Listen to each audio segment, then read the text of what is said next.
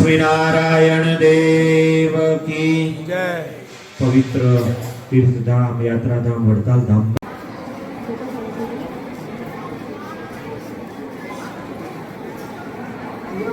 સ્વામીજી, આપનો પરિચય અને જે પ્રેસ કોન્ફરન્સનું આયોજન કરવામાં આવ્યું શા માટે કરવામાં આવ્યું, શું કહેશો?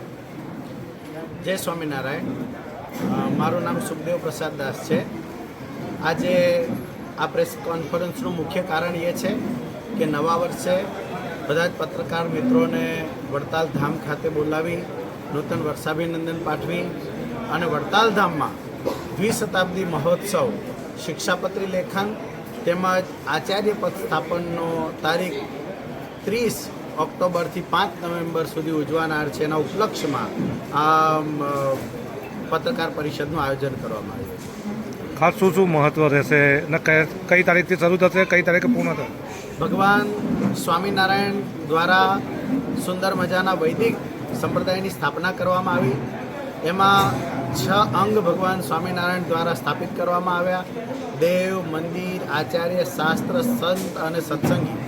એમાંય ભગવાન સ્વામિનારાયણ દ્વારા જે શાસ્ત્રની રચના પોતાના હાથે કરવામાં આવી એવી શિક્ષાપત્રી, જેમાં 212 શ્લોક છે, જે સર્વ જીવ હિતાવ, જીવ પ્રાણી માત્ર માટે પરમ કલ્યાણકારી છે અને સંતો ભક્તોના અધ્યાત્મ અને ધાર્મિક પોષણ માટે આચાર્ય પદની સ્થાપના કરવામાં આવી. એના 200 વર્ષ પૂર્ણ થતાં વડતાલ ધામ ખાતે આ ઉત્સવ ઉજવાનાર છે. તો તારીખ 30ના પોથીયાત્રા સુંદર રીતે ઉજવાશે, નીકળવાની છે.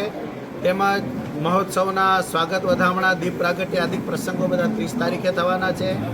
31 તારીખના દિવસે અખંડ ધૂનનો પ્રારંભ થવાનો છે. દરરોજ ભગવાનને કેસર આદિથી અભિષેક થવાનો છે. મહોત્સવ દરમિયાન શિક્ષાપત્રી, આચાર્ય મહારાજશ્રીનું પૂજન, આચાર્ય પરંપરાનું પૂજન પણ અહીંયા થવાનું છે.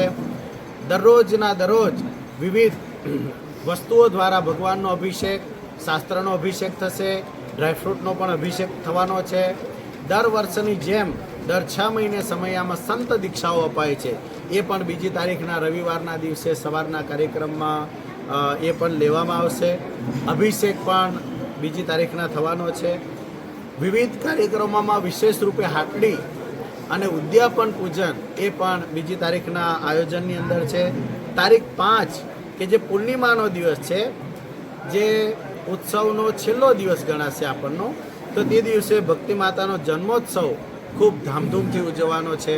આમાં રાજકીય, સામાજિક, ધાર્મિક એ અગ્રણીઓ પણ પધારવાના છે અને અહીંયા ભવ્ય રીતે કથા વાર્તાનું આયોજન, સૌથી વિશેષ આકર્ષણ એ કથા વાર્તાનું હશે, જેમાં પૂજ્ય જ્ઞાનજીવનદાસજી સ્વામી તેમજ પૂજ્ય નિત્ય સ્વરૂપદાસજી સ્વામી એ કથા વાર્તાનો લાભ આપશે. 7 દિવસે હજારો સંતો ભક્તો પધારવાના છે. એમના દર્શન આશીર્વચનનો લાભ મળવાનો છે. પૂજ્ય આચાર્ય મહારાજ શ્રી આખા ઉત્સવમાં દરરોજ આપણને દર્શનનો લાભ આપવાના છે અને એનો પણ આપણને સૌને લાભ મળવાનો. આ ઉત્સવના મેનેજમેન્ટમાં કેટલા લોકો જોડાયા અને કેવી રીતે મેનેજમેન્ટ કર્યું? અત્યારે 300 સંતો અને 3000 હરિભક્તો દ્વારા સમગ્ર મહોત્સવ 200 વીઘાની અંદર ડિઝાઇન થયેલો અને એનું આયોજન અને એ પણ કરવામાં આવેલું. આ સમગ્ર કાર્યક્રમ કઈ જગ્યાએ યોજાશે?